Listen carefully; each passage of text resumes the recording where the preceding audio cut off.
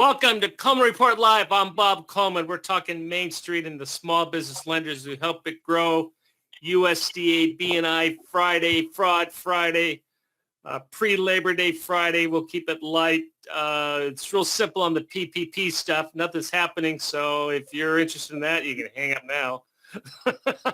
Katie Roach, our editor, Lance Sexton, Coleman Webinar Extraordinaire, Thomas Kimsey, President, CEO, Thomas USAF, undisclosed location out of Atlanta. Thomas, I'm looking at your bio here. Tell us, give me a little elevator pitch, and what exactly does your group do?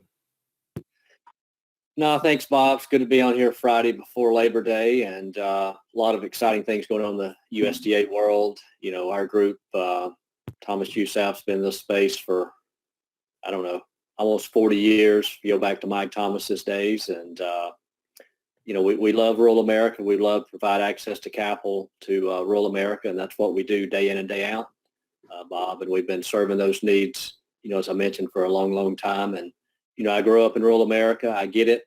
I didn't know that. I didn't know. Where'd you grow up? I grew up in a small community up in North Georgia called Hiwassee, Georgia. Really small. I didn't know that. So I'm pretty passionate about it. If you listen to me, or, you know, when I speak, it's just important. Oh, no, yeah. And when you say rural America, I know you've done transactions in Guam and Alaska. I mean, you're all over the geographic U.S. footprint. We are. You know, I'm working on a project in Saipan right now. We got a lot in the Virgin Islands. Yeah, Virgin Islands. And had, you know, some calls yesterday in Hawaii as well. So, you know, we're spreading the capital around to the areas and territories that need it. And don't forget Puerto Rico. Puerto Rico's an opportunity zone. We're not going to talk about that today, but that's... I'm glad you mentioned that. We were looking at a project there yesterday. So, yeah, Puerto Rico, absolutely. Yeah, and there's certain advantages for lenders to be involved in these opportunity zones. And I don't care what administration is going to get elected. That's going to continue more so. The one takeaway we've seen through this situation is capital for rural America is high on both parties' list. So I think that's a positive. Would you agree with that assessment, Thomas? It is. I mean, it's very, I think it doesn't matter. I mean, it's high on the priority list for both parties. And I think we'll continue to see the capital flowing, hopefully additional capital. I know the Secretary of Purdue was in Iowa yesterday doing a tour of a tilapia farm, and so, you know, the agency's doing a lot of good things, and we appreciate the partnership with them right now. Well, we're going to talk a little bit about USDA. We're going to talk about why you shouldn't be involved with that. There's some major changes that are certainly lender friendly, but let's go to the poll questions. Did you do a loan this year? And when I say B&I, you can expand that to community facilities, CFR, REAP. Did you do any type of USDA B&I loan this year?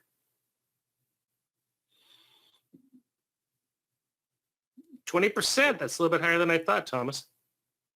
Wow. Yes. Well, good for you. And for your 81%, hopefully this is worth your while. Everyone on this panel is a fan of that, and I agree with you, Thomas. We're all studying rural America, and there are issues there that capital can't solve but can help alleviate the situation. Is that a fair assessment? Certainly goes a long ways to help these rural communities, and you know, rural communities do continue to struggle a lot more than urban sectors, and to have that capital through the guaranteed programs help, whether it's SBA or USDA.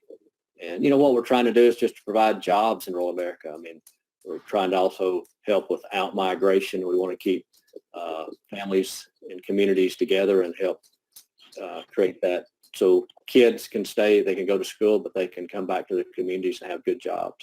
Have good jobs, absolutely, which requires infrastructure and everything else. Hey, for you 80%, are you interested in making a loan?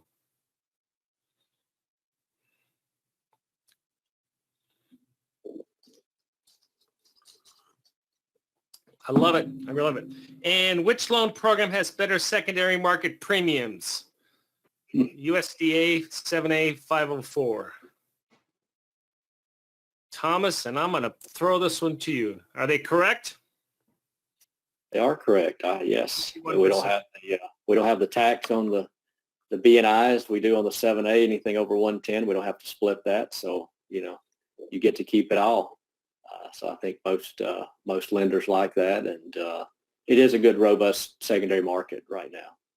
And there are other advantages. You can piggyback it. I know you've piggybacked with 7A, with 504. You can realistically go to $10 million. Is hospitality still the number one industry code for these B&I programs? Hotels? Yeah, it's certainly up there. It's certainly, and I haven't seen it, and I meant to ask that question earlier when we were on the call, but it is a large percentage of their portfolio. Yeah, I mean, this is a great program. If you have an entrepreneur who has a hotels maxed out in 7A or SBA, and they're on I-80 in Nebraska, and they want to do another one, be a nice periphery for that. Hey, bring us up to date. I know that you talked to the administrator, Betty Brand, and what's happening with B&I, and how's the program become more user-friendly in this stimulus environment? It's good timing. I just literally finished a call about a half hour ago with Deputy Undersecretary Brand and the whole national office team, going over the 1RD loan reg that's going to be going into effect on October 1st. The regs combining the B&I program, the community facility, water and waste, and REAP all into one reg. And we're just going over that and some concerns that we had. But Thomas, do me a favor. Give me a 101. There's some people who have no idea what a REAP is. Just define very quickly what these loans can be used for. Yeah, no, sorry about that. I'm used to these. Yeah, but so we have business. Yeah, business and industry, B&I program, is for really any type of business. I would say it's similar to the 7A program, but, obviously we can do much larger loans. The community facility program is specific for nonprofits in populations. The guaranteed program under 50,000, it used to be under 20. Water and waste is just what it is. It's for water and environmental infrastructure. And then the Rural Energy for America program, solar, renewable energy, a number of different things you can put under that. Oh, you've done, I know you've done a dam, a lot of rural energy, a lot of solar. A lot of solar. And so community facility, nonprofit, but that includes fire stations, that includes rural mental health facilities, living assistance facilities. Assisted living, nursing, rural health clinics, hospitals, nursing homes, you name it. You can, under community facility, you can really build a community from the ground up under that program. Right. You could do some housing if you needed to, which would, community facility falls under the rural housing program, which is a very large program. Really, out of all these, the rural housing is the bigger program out of all these. Tell me how the guarantee works. What is the percentage of the guarantee to the lender, and how does that work? So with the 1RD going into effect October 1, it was just published in the Federal Register this week that under the B&I, the Business and Industry Guaranteed Loan Program, we're going to have an 80% guarantee across the board up to $25 million. We're very excited about that. Sure. 3% guarantee fee, the annual 0.5% renewal. And we're also going to be able to have a guarantee prior to completion of the construction now as well, Bob. Yeah. There will be an additional 0.5% charge, but that's a big deal for us in this space to be able to get tell us what's going to happen October 1st with the RD1. What is that all about? Is that a PLP program or PLP Light? Tell me about it. Yeah, so 1RD will not be a PLP. There will not be a preferred lender program under the B&I, or under the 1RD, I should say. We hope in the future that we can get to some sort of preferred lender program. But what it will do, will be able to combine these guaranteed loan programs into one reg. So if you are someone out there, a lender looking to get into the program, you'll have a consistent regulation with all four programs. The staff will be trained as well at the agency level, so they can administer these programs as one. They want it to be consistent, transparent, accurate, and just be effective and timely, and that's the objective of the 1RD program. We've been working on this for I don't know, probably 3 years, and we're No, excited. well, longer than that. Longer Yes. than that. Yeah. We're glad it's finally here, and it's going to be not only going to be good for the agency, it's going to be good for us in the private sector. Give us a really, and there are negatives as there are with everything, timing. Let me give you the example of my entrepreneur in Kansas on I-70 or Nebraska I-80, and they want to construct a hotel. Realistically, how long does that take to get approved, Thomas? Yeah, you're probably looking 120 days. Yeah. We're hoping with this 1RD where it's going to be quicker because the objective is to rely more on the lender's loan policy, their processes to get it done quicker. And we believe that will be effective with this 1RD rule where we can deliver the capital a lot quicker through the program. Well, to go forward, I definitely encourage all of you to make the trek. Depending on how you can do it with masking and social distancing, perhaps just talk to them over the phone, but your state directors, because these loans do go to the state first, correct, Thomas? Yes, they go to each state as they do for processing. The larger ones will, if you have a large one over their authority, will go to the national office. But what's the average state authority? I know it's different for each state. Yeah, I mean, it's anywhere from 5 to, I'll probably say 7.5 million. Yeah, so there's plenty of room there, and it goes to national. And you have great relationships with the people in the national office. I enjoy working with them on the periphery, but they are very much, I would classify them as lender friendly and rural Main Street friendly as well, Thomas. No, I mean, I have to, shout out to, Betty Brand, our deputy administrator, for her leadership with 1RD and then the whole team up there as well. As you said, Bob, they're very user friendly. They answer the phone. They call you back. I mean, they're there to help. Want to get capital to rural America. They take their job seriously. Yeah. We appreciate that from our side of being able to have calls like we did today and provide comment and just have a discussion as we work together. Well, we'll certainly bring you up to date. Thomas and I were talking. We've been doing an annual event in Washington, D.C. Unfortunately, we had to cancel our secondary market event. We tried to do it back-to-back in the Thomas World. They haven't made a decision yet. But if for some reason you do cancel, we'll obviously try to reschedule middle of 2021, assuming we're all here. And the nice thing about that is you get to meet the national people, and they want to meet you. They want to meet the lenders. I had the privilege of going to Puerto Rico with you, and there were a number of lenders from the states. I better be careful of my terminology. Puerto Rico is part of the United States. I understand that, but from states that a lot of lenders are want to do that. And we'll have you come back on and talk about opportunity zones. But I really appreciate that feedback. Lance, I think we've just set the record for you not saying a word. Yay. Hey, it's good to have other people on next. But what's going on? Bob, go ahead.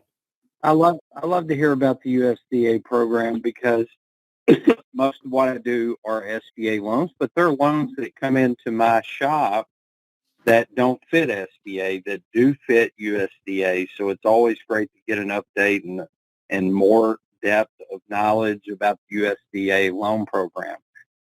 So I appreciate Thomas being on here.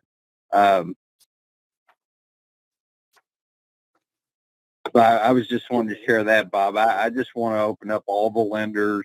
When you have that project that's $6, $7, $8 million, possibility you can get it done with USDA.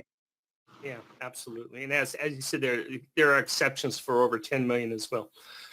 Lance, what's going on with we have here? There's sniping continues about PPP fraud. And the reality, Bob, they're saying there's as much as $1 billion in fraud in a program that's around $690 billion. So from a percentage perspective, it's going to be a very minute percentage. I had a conversation with somebody earlier today. The program had to be rushed to the table The reason being small businesses couldn't have waited around for SBA to create documents and forms and to cover every base. It would have prohibited some of these people from fraudulently getting a PPP loan. But we read in the media every day about somebody who got a loan. And Katie, today's Fraud Friday, and I always love to hear the story. Somebody probably bought a Lambo and, a nice watch and a boat and a few other things in our Fraud Friday. I mean, I love that. Look at me, guys. No watch. I didn't get a PPP loan. And so I hate reading about all the things that are wrong with the program without some corresponding, stories about the small business that really needed that PPP loan to stay in business. And, and what's not being, I'm sorry, Lance, I'm cutting you off. What's not being covered is the indictments are coming a lot quicker than they did after the Great Recession. And they're going to claw back all of these people who buy houses and Lamborghinis and boats and watches. They're going to claw all that stuff back. So obviously, the reality of it is people who intend to take advantage of programs, they move pretty quickly, Bob, because they had to create companies, create forms, create people to do this. But again, my desire would be to see the national media at least occasionally cover, hey, this is Jim Subshack, who wouldn't be in business anymore if it were not for the PPP loan program, because there are many more stories like that. There are, absolutely. Unfortunately, it's not as sexy as the Lamborghini or the house in the Riviera. Let's change. Hey, I want a Lambo. Katie, we had what's going on with loan agent fees, and just bring us up to date on that issue. Right. So earlier this week, the first PPP agent fee class action suit that was filed, which happened to be filed in Florida, was dropped. And the reason the judge gave was because absent to an agreement, the CARES Act and other governing information here, it really does not say that you need to do that absent of creating some kind of agreement ahead of time. So they that has been dropped, and of course there are 6 other copycat cases around the country. If they want to continue doing, if they follow the same path, we're probably going to see a lot of them drop. Well, I believe it. Obviously, this panel is lender friendly. And my analogy, Lance and Thomas, is no different than I go buy a lawnmower and I mow the lawn of a branch for Bank of America and then send them a bill. That's probably the greatest analogy of the situation. That's your story. They did the work. They needed to have an agreement in place. Yeah. Prior to doing the work and wanting to charge the fee. This is a sad story, Katie. What happened to this poor lady out of Australia? So this woman in Australia worked her way up in the bank. She worked fairly low and eventually became a bank officer. And while she was at the bank, she used her position to convince other employees, other staffers, to siphon some of the money from the bank itself to her personal accounts. Some of the money she used to take her family and friends out for lunch and things like that. But the vast majority of the funds she ended up using on television shopping channels, which is kind of sad. She ended up not being able to pay back any of the funds, and she's now serving time in prison. Yeah, so she loses her job. She gets a little prison time, and it's and unfortunately, I think most of us can tell a story of an elderly family member that's what they do. They watch TV and they order. You show up to their house and there's boxes and boxes and boxes. Anyway, let's see. Lance, tell us about Small Business Week and it's going to be September 22nd, 24th. It's used to be in April. How does anything there that as lenders we should be aware of? I think the main thing is there is an opportunity to nominate small business owners, small business service providers for various awards in your state, and they may have the opportunity at a national award. I think it's great that SBA has a week that honors small business. And again, Bob, my brother, was Young Entrepreneur of the Year back in the 90s. My dad was Small Business of the Year in the state of Arkansas in the 80s. So, I mean, I have family members who have been nominated for and received awards during Small Business Week, and I personally have nominated a number of winners. So as participant bankers, look for those great small businesses in your portfolio. Get with your district office on the nominate, and it could be somebody like Thomas, a strong proponent of small business that could be nominated as Financial Services Advocate of the Year. There's an award for that. You as a participant banker could even get an award like that. So I think the main thing is it's a celebration of small business, and as a lender, you should be looking for people that you work with that you might possibly nominate for one of the small business awards. Yeah, and we'll be announcing our Coleman 2020 nominations after Labor Day, so we'll be doing that, and we'll keep that open for up to 6 to 8 weeks. So please take advantage of that and nominate worthy staff. Hey, I know I'm running over. I apologize, but I wanted to get to this question from yesterday. This is from Jared. Lance, this is for you. Why on the forgiveness application through 3508 EZ does it now limit borrowers who are self-employed to $15,385 if they spent the money in 8 weeks rather than 24? There was not language of a lower amount in the application. Well, it's a good question that I don't know the answer to because I did not write the regulation, but that was something that our SBA administrator and our friend Treasury Secretary and those involved in crafting the legislation did. Another thing I want to point out on 3508 EZ, I got this question from a fellow lender the other day. One of the calculations is you divide the payroll by 0.6. It's kind of a cross-check to help make a determination if they use an adequate amount on payroll, and it looks odd when the number goes in there, but that is the correct calculation that needs to be on that PPP forgiveness form. But back to the question, Bob, I really don't know the answer to that. That was something that was put in as they were crafting the rules for PPP loan forgiveness. And maybe in our final guidance, that is something that will be corrected.